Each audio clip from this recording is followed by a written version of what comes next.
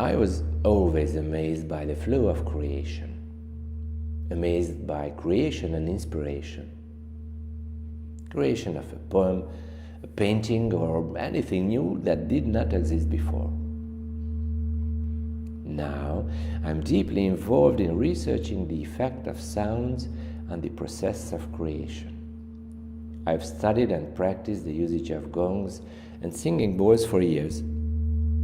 I conducted many sound baths, and I experienced their powerful effect on participants.